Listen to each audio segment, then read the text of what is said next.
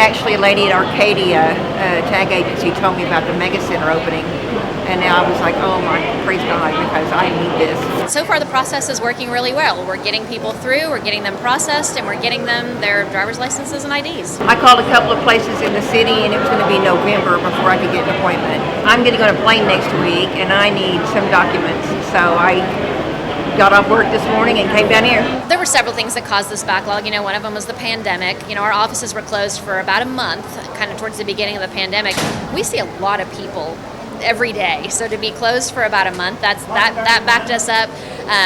We had unfunded driver license examiner positions that we weren't able to hire for because of budget cuts. So there were just a lot of different things that factored into this. I thought it would be like in about an hour or two, but 4 hours is okay. In terms of the context of waiting, months for it. Roughly, we're looking at that we could process about 1,000 people a day, just going on the numbers. It may be a little less on this first day just because we're figuring things out. But once we're, running really smoothly, we should be able to get about 1,000 people through here a day. I was fine because I'd rather do this in a few hours than wait a few months. Definitely when it was time for me to get everything done, it was done very, seamlessly and professional, and I appreciated, they're noticing that we had waited, a few hours here. We issued our first 8-year driver licenses yesterday.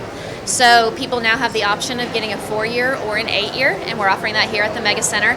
The cost for the 8-year is double what the 4-year would be. But I've got an 8-year real ID now, so I don't have to bother for 8 more years, and that's wonderful. If you want to get a real ID, as long as you already have an Oklahoma driver's license, you can come here and get that real ID.